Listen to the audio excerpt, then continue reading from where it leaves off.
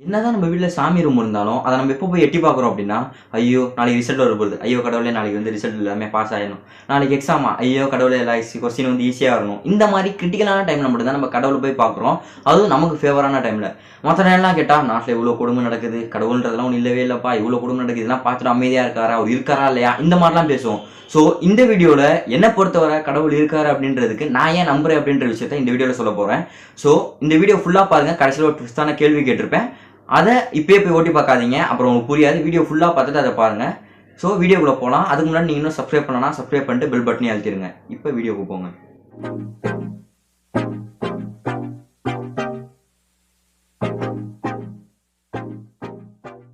நான் ஏன் கடவுளை மெயினாக நம்புறேன் அப்படின்னா, மெயினான காரணம் இந்த உலகத்தை உருவாக்குனது கடவுள் அப்படின்னு நான் நம்புறேன். ஆனால் நிறைய பேர் வந்து இதுக்கு எதிராக இல்லை பிக் பேங் தியரியில தான் இந்த உலகம் உருவானுச்சு, கடவுள்லாம் உருவாக்கல அப்படின்னு சொல்லுவீங்க. ஓகே, நீங்கள் சொன்ன மாதிரி பிக் பேங் தியரி படி உருவாகிட்டோம்.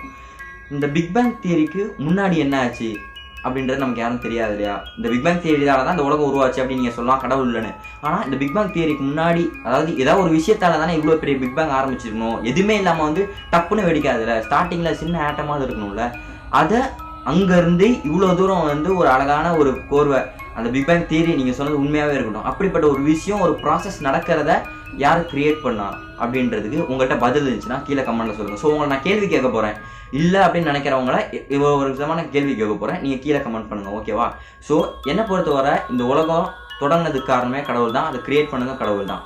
இந்த கடவுள் இல்லை அப்படின்ற விஷயமே பார்த்தீங்கன்னா இப்போ ரீசெண்டாக ஒரு 10 வருஷமா வந்து தான் இப்படி நடந்துட்டு இருக்கு. அது இந்த ஜென்ரேஷனில் மட்டும் தான் கடவுள் இல்லை அப்படின்னு சொல்லி நம்புறதுக்கு ஆளுங்களே இருக்காங்க. முந்தைய காலத்துலலாம் பார்த்தீங்கன்னா கடவுள் இல்லை அப்படின்னு சொல்லி கொஞ்சம் பேர் தான், ரொம்ப மெயின் ரேட் தான் இருப்பாங்க. ஆனால் இப்போ பார்த்தீங்கன்னா பாதிக்கு பாதி பேர் கிட்ட வந்து கடவுள் இல்லை நான் நம்புறேன், கடவுள் அப்படின்றது இல்லப்பா, எல்லாமே நேச்சுரல் தான் அப்படின்னு சொல்லி, எல்லாமே சயின்ஸ் அப்படின்னு சொல்லி நிறைய பேர் வந்து இப்போ இருந்துட்டு இருக்காங்க. இது வந்து டெக்னாலஜி டெவலப்மெண்ட் ஓகே, அதே மாதிரி நாலேஜ் டெவலப்மெண்ட் தான் ஓகே. ஆனால் இப்போ தானே இப்போ பிரச்சனை. இப்போ நம்ம தாத்தா பாட்டிலாம் இருப்பாங்களே, இப்போ வந்து நிறைய பேர் வந்து அவங்களோட கிராண்ட் ஃபாதர்ஸ் கிராண்ட் மதர்ஸ்லாம் வந்து அந்த அளவுக்கு வந்து இன்ட்ராக்ஷனே இல்லை. அதான் வந்து ஒரு பெரிய பிரச்சனை. நீங்கள் கொஞ்சம் ஊர் சைடு கிராம சைடு வளர்ந்துருந்தீங்க அப்படின்னா, இல்லை திருவிழாவே உங்கள் ஏரியாவில் வந்திருக்கு அப்படின்னா, அந்த இடத்துல வந்து வயசானவங்களுக்குலாம் சாமி வரும். அந்த சாமி ஏண்டிட்டு போகிறவங்க அவங்களுக்குலாம் வந்து சாமி வரும் தெரியுமா? அதே மாதிரி நான் வந்து உங்களுக்கு இந்த சர்ச்சில் வந்து அந்த பெரிய அளவுக்கு வந்து பவர் ரிசீவ் அந்த அளவுக்கு நான் வந்து உங்களை சொல்லலை. அது வந்து நீங்கள் நம்ப மாட்டீங்க. நான் சொல்றது அது வந்து ஏன்னா வெளியாள் இல்லையா? வெளியாள் வந்து ஆடுறப்ப இது பண்ணுறப்ப வந்து கண்டிப்பாக நமக்கு நம்பிக்கை வராது. ஏன்னா அது பார்க்கவே வந்து நமக்கு வேடிக்கையாக இருக்கும், என்னப்பா இப்படிலாம் பண்ணுறாங்க அப்படின்றது. நான் சொல்றது உங்களோட தாத்தா உங்களோட பாட்டி, எந்த தாத்தாவும் எந்த பாட்டியும் அவங்களோட பேர பசங்கள்கிட்ட அவங்களோட பசங்கள்கிட்ட தப்பான ஒரு இன்ஃபர்மேஷனை கொடுக்கணும்னு நினைக்கவே மாட்டாங்க. ஸோ அவங்கள்ட்ட போய் நீங்கள் பேசுங்க.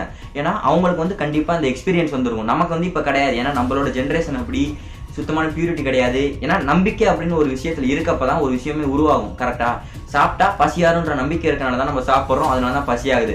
சாப்பிட்டா பசியாராது அப்படின்ற நம்பிக்கை நம்ம சாப்பிடாம விட்டா செத்து தான் போவோம். அந்த நம்பிக்கையை நம்ம கடைசி வரையும் வராது. ஸோ அவங்களுக்கு அந்த நம்பிக்கை இருக்குது. அவங்க அதனால அதை எக்ஸ்பீரியன்ஸ் பண்ணியிருக்காங்க கடவுள்ன்ற ஒரு விஷயத்த. அவங்களுக்கு வந்து சாமி வந்திருக்கு. எல்லா தாத்தா பாட்டிக்கும் இப்போ இருக்கும். ஸோ அவங்கள்ட்ட போய் கேளுங்க. அவங்க வந்து கண்டிப்பாக போய் சொல்ல மாட்டாங்க. இந்த மாதிரி உங்களுக்கு வந்து நான் வந்து கேட்டிருக்கேன், அதனால சொல்கிறேன். இந்த மாதிரி பாட்டி உங்களுக்கு சாமி வந்துச்சுல, அப்போ எப்படி இருந்துச்சு உங்களுக்கு? இந்த மாதிரி நீங்கள் அவங்கள்ட்ட பேசுங்க. இந்த மாதிரி உண்மைதானா இதெல்லாம் நீங்கள் லெவலில் பொய்யா ஆடினீங்களா? நீங்கள் உங்கள் தாத்தா பாட்டி தானே, வெளியாட்டானே நீங்கள் பயப்படலாம். நீங்கள் போய் இந்த மாதிரி பொய்யா ஆடினீங்களா?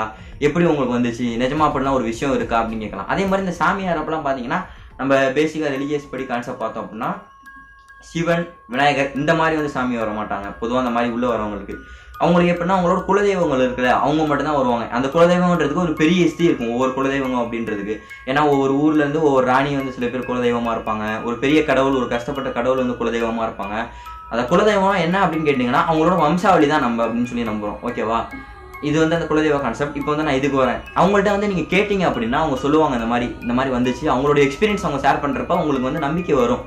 உங்களுக்கு நம்பிக்கை வரணுன்றதுக்காக நான் கேட்கல, உங்களோட தப்பான டவுட்டை வந்து கிளியர் பண்ணிக்கணும் அப்படின்றதுக்காக தான். நீங்கள் அவங்கள்ட்ட கேட்டிங்கன்னா சொல்லுவாங்க. நான் வந்து கேட்டப்போ எப்படின்னா அவங்களோட சுயநினைவுல அவங்க இருக்க மாட்டாங்க. ஸோ அவங்க வந்து எந்த வித அவசியமும் இல்லை, பொய்யா வந்து அப்படி ஆணுன்ற எந்த வித அவசியமும் நம்ம தாத்தா பாட்டி கிடையாது. ஸோ அவங்கள்ட்ட போய் நீங்கள் பேசி அவங்கள்ட்ட நீங்கள் கேட்டிங்க அப்படின்னா கண்டிப்பாக அவங்க சொல்லுவாங்க. ஏன்னா இந்த ஜென்ரேஷன்ட்ட நம்ம கேட்டோம் அப்படின்னாலே அப்படிலாம் கிடையாது, நல்லா சும்மாடா புல்டாடா பெருசுங்க உழைட்டு போச்சுங்க அப்படின்னு சொல்லுவாங்க.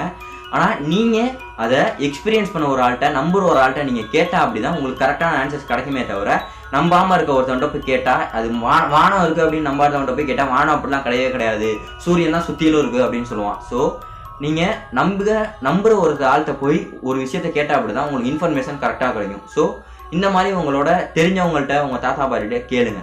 ஸோ 3 விஷயம் இந்த உலகத்தை உருவாக்குனது கடவுள் தான். ஒரு பெர்ஃபெக்டான யூனிவர்ஸ் நம்ம கையில் கொடுத்துட்டாரு, அதை பார்த்துக்க வேண்டியது நம்ம பொறுப்பு அப்படின்னு கொடுத்துட்டாரு. 3வது விஷயம், அதை எக்ஸ்பீரியன்ஸ் பண்ணவங்க இன்னும் நிறைய பேர் இருக்காங்க. இன்னும் இது 20 வருஷம் கழிச்சு நம்ம இதை யோசிச்சோன்னு வைங்களேன், நம்மளால கண்டிப்பாக வந்து கேட்க கூட முடியாது. ஏன்னா இன்னும் 20 வருஷம் கழிச்சு 30 வருஷம் கழிச்சு நம்ம கிராண்ட் ஃபாதர்ஸ் இவங்களாம் இருக்க மாட்டாங்க, அதை எக்ஸ்பீரியன்ஸ் பண்ணவங்க இருக்க மாட்டாங்க. ஜஸ்ட் நான் இப்போ நம்ம இருக்க ஸ்டேட்டில் தான் நார்மல் பீப்புள் தான் இருப்பாங்க. ஸோ இதை பற்றின ஒரு இன்ஃபர்மேஷனாக நமக்கு இல்லாமல் போயிடும், நாலேஜே இல்லாமல் போயிடும், ஒரு தப்பான கண்ணோட்டம் வந்துடும். இப்படின்ற கடவுள்ன்ற சூப்பர் பவர் அப்படின்ற ஒரு விஷயம் கிடையவே கிடையாது அப்படின்ற ஒரு தோற்றம் நமக்கு வந்துடும்.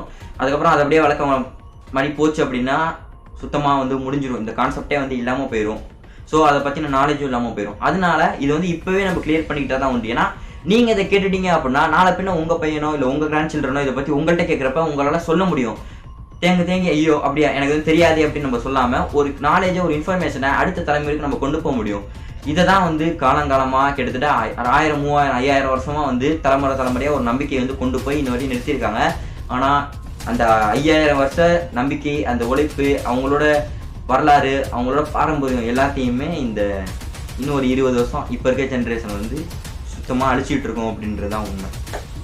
ஸோ இந்த வீடியோவில் அவ்வளோதான். என்னோட வந்து ஒப்பீனியனை சொல்லிட்டேன். நீங்கள் உங்கள் ஒப்பீனியனை கமெண்ட்டில் சொல்லுங்கள். எனக்கு வந்து கடவுள் இல்லை நான் நம்புகிறேன்ப்பா, ஏன்னா எனக்கு இந்த கேள்வி இருக்குது அப்படின்னு சொல்லி உங்களுக்கு ஏதாவது கேள்வி இருந்துச்சுன்னா கீழே கமெண்ட்டில் சொல்லுங்கள். கண்டிப்பாக நான் ரிப்ளை பண்ணுறேன்.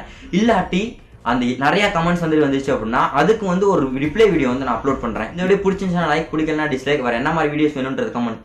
மறந்துட்டோம், அந்த கேள்வி என்ன அப்படின்னு சொல்கிறேன் அப்படின்னு சொல்லியிருந்தேன் இல்லையா, என்ன ட்விஸ்டான கேள்வி அப்படின்னா, இந்த உலகத்தை படைச்சது கடவுள் தான், ரைட்டா? ஏன்னா நத்திங்லேருந்து கடவுள் தான் வந்து இப்படி வந்து ஒரு பெர்ஃபெக்டான ஒரு என்விரான்மெண்ட், ஒரு யூனிவர்ஸை கிரியேட் பண்ணாரு. ஓகே, கடவுள் வந்து இந்த உலகத்தை கிரியேட் பண்ணியிருக்காரு அப்படின்னா அந்த கடவுள் உருவாக்குனது யாரு?